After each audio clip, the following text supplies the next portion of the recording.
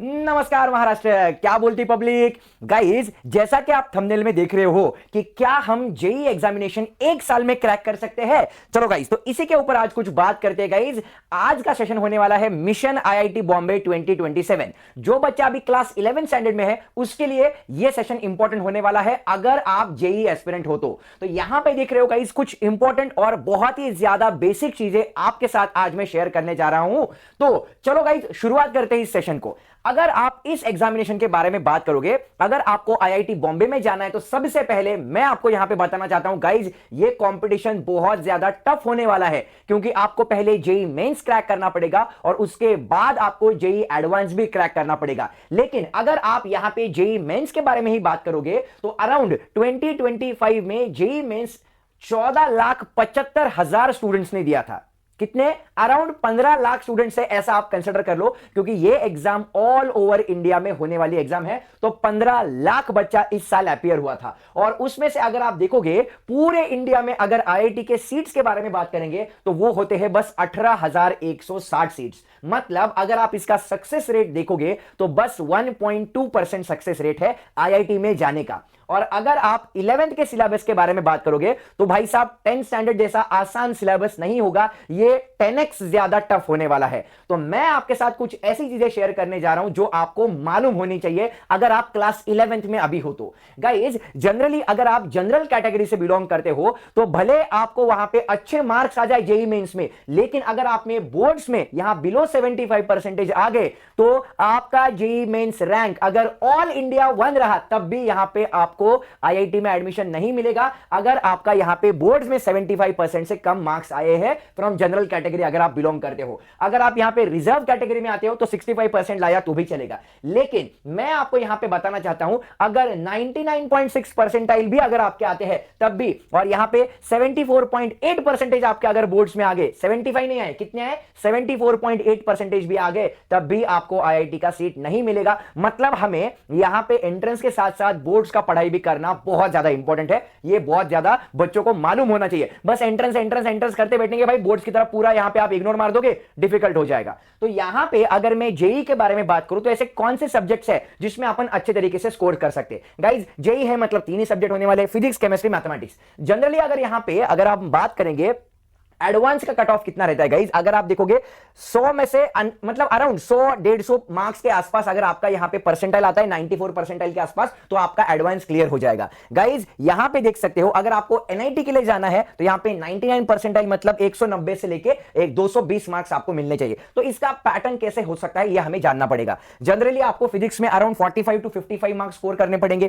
Chemistry में आपको बहुत ज्यादा बूस्ट करना पड़ेगा, क्योंकि केमिस्ट्री आपको एक अच्छा रैंक दिलाने में, अच्छा कॉलेज दिलाने में जरूर मदद करेगा। तो केमिस्ट्री आपका यहां पे बैकबोन होना चाहिए। 60 to 70 मार्क्स आपके अराउंड यहां पे केमिस्ट्री में आने चाहिए। और भले मेरा सब्जेक्ट है, लेकिन मैथ्स जो होगा भाई वो बहुत ज्यादा टफ नहीं, टफेस्ट होने वाला है। 25 से 45 मार्क इस केस में आपको मैथमेटिक्स में आने चाहिए। तो यहां पे कौन सी चीजें हैं जिन चीजों से हमें यहां पे संभाल के रहना है, वो अगर आप देखना चाहोगे तो सबसे पहले अगर आपका बैकलॉग पेंडिंग रहेगा तो स्ट्रेस जनरेट होगा, स्ट्रेस जनरेट होगा तो डिस्ट्रैक्शंस होंगे और आपका कॉन्फिडेंस यहां पे बहुत ज्यादा चकनाचूर हो जाएगा भाई। करेक्ट? तो इसलिए हमें क्या करना है, ये सोशल मीडिया से दूर रहना है, और हमारा ये मेन टारगेट रहेगा कि बिफोर अपना 12th स्टैंडर्ड स्टार्ट हो। 12th स्टैंडर्ड आप लोगों का कब शुरू होगा? आपका 12th स्टैंडर्ड शुरू होगा अराउंड मैं बोलूंगा ऐसा जुलाई मंथ के आसपास, क्योंकि ऑफिशियली 12th स्टैंडर्ड जुलाई मंथ के आसपास शुरू हो जाएगा, लेकिन हम इसको जनवरी में ही स्टार्ट कर सकते हैं। जो अभी क्लास 11th में बचे हैं उसको कंप्लीट करो, जल्दी से जल्दी 11th कंप्लीट करो, और यहां पे 12th में जब एंट्री मारोगे 11th का पूरा सिलेबस अपना यहां पे अच्छे तरीके से होना चाहिए। गाइज, मैं बोल रहा हूं यहां पे बहुत सोच समझ के चीजें बोल रहा हूं। अपना एग्जाम क्रैक करना इतना ज्यादा आसान नहीं होने वाला है, क्योंकि जेई एग्जामिनेशन अपना पूरा पेशेंस, अपना पूरा नॉलेज और अपने पूरे कॉन्सेप्ट्स को वहां पे टेस्ट करने वाला है। तो मैं यहां पे आपको एक सिंपल टाइमलाइन बताना चाहता हूं गाइज। अगर हम इस पर्टिकुलर केस के बारे में बात करेंगे भाई, सितंबर मंथ में जब आप 2026 में जाओगे, करेक्ट, तो आप थोड़ा सा थका हुआ फील करोगे। अगस्त सितंबर के मंथ के बारे में बात कर रहा हूं, करेक्ट। उसके बाद आपके प्री बोर्ड्स एग्जामिनेशन रहेंगे इसी साल, मतलब इसी मंथ में, अगले साल नवंबर दिसंबर में आपके प्री बोर्ड्स रहेंगे। तो वहां पे आपका स्कूल आपको डोमिनेट करना शुरू करेगा, प्रीलिम्स दे दो, प्रीलिम्स दे दो, प्रीलिम्स दे दो, वगैरह वगैरह।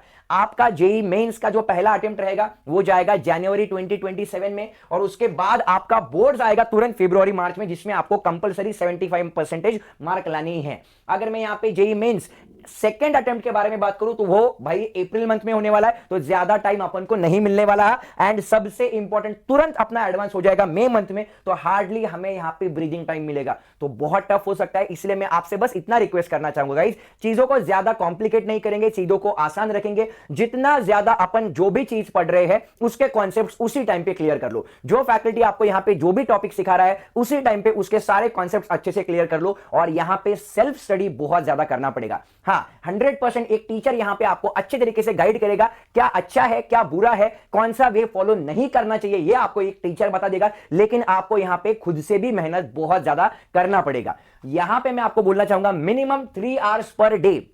मैं क्या बोला, apart from your regular schedule, correct, आपको 3 घंटा हर रोज सेल्फ स्टडी के लिए यहां पे टाइम देना पड़ेगा जेईई के लिए, जिसमें आप ज्यादा से ज्यादा क्वेश्चन सॉल्व करने पड़ेंगे। स्पेशली आप पीवाईक्यूज सॉल्व करोगे, रिसेंट कुछ ईयर्स के 4-5 साल के पीवाईक्यूज सॉल्व करोगे, तब भी आपको यहां पे सारी चीजें यहां पे आसान रहेगी। लेकिन 3 आवर्स पर डे स्टार्टिंग से ही, जनवरी 2026 से ही आपको यहां पे सॉल्व करने पड़ेंगे। जितना ज्यादा आपका सिलेबस कंप्लीट हो जाएगा उतने ज्यादा आप time to time MCQ solve करते जाओ। अगर जनवरी मंथ में आपके बोर्ड्स के यहां पे लेट्स सपोज क्लास 12 स्टैंडर्ड के 2 चैप्टर हो गए, उसी मंथ में 2 चैप्टर के जेईई के पूरे क्वेश्चंस आपके सॉल्व होने चाहिए। जैसे जैसे आप आगे बढ़ोगे क्लास 12 के सिलेबस के साथ, वैसे वैसे आप अपना जेईई का बैक टू बैक उसी के साथ प्रिपरेशन कर सकते हो। गाइज, एक इंपॉर्टेंट रूल आपको यहां पे बताना चाहता हूं, 80-20 रूल। ये सबको मालूम नहीं है, इसलिए मैं बता रहा हूं गाइज, 20% चैप्टर्स में ही अपना 80% मार्क्स मिल सकते हैं।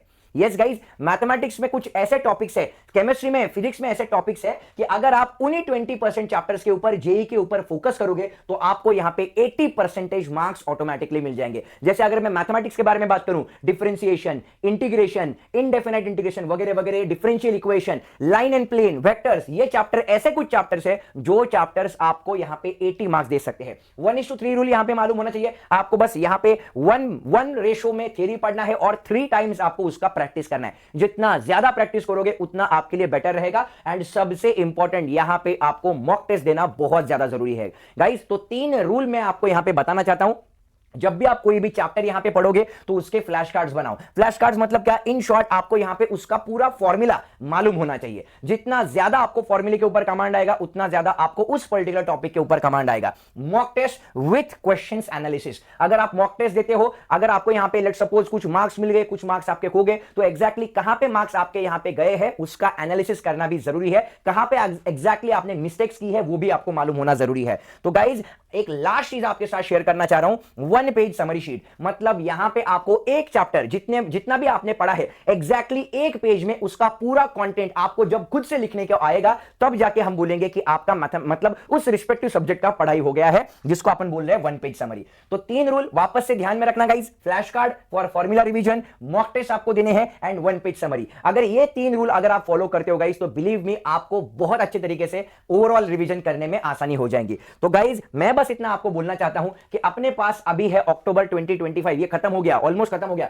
नवंबर में एंट्री मार रहे हैं। अगर आप आईआईटी बॉम्बे के लिए यहां पे वेट कर रहे हो गाइस, तो जस्ट मेरा आप सब लोगों से रिक्वेस्ट है कि आप कंफर्ट जोन से बाहर आ जाओ और यहां पे कॉन्फिडेंस के ऊपर यहां पे फोकस करना शुरू करो। क्योंकि अगर आपने ये साल 2026 अच्छे तरीके से मेहनत किया तो बिलीव मी आईआईटी बॉम्बे आपका वेट कर रहा है, ऐसा अपन 100% बोल सकते हैं। तो अगर आप यहां तक रुके हो गाइस, तो मैं सारे बच्चों से रिक्वेस्ट करना चाहूंगा, आपको यहां पे जेईई देना ये एकदम क्लियर है। तो मैं बस आपसे बस इतना बोलना चाहूंगा गाइज, जस्ट वेट। एक ऐसी चीजें आपके सामने आ रही है गाइज जिसमें हमारा एक्सपर्टीज है। वेदांतु आपके लिए कुछ ऐसा ला रहा है जो आपको आपके ड्रीम्स तक पहुंचाने का एक सिस्टमैटिक रास्ता आपको यहां पे दिखाएगा। गाइज, बोलते हैं ना, राइट डायरेक्शन राइट टाइम पे अगर राइट लोगों से मिला तो अपन अपने राइट गोल को टाइम पे अचीव कर सकते हैं। इसलिए हम आपके लिए कुछ स्पेशल ला रहे हैं। Just wait for few days and it will be coming in front of you very soon. Till then take care of yourself and see you all in the next session.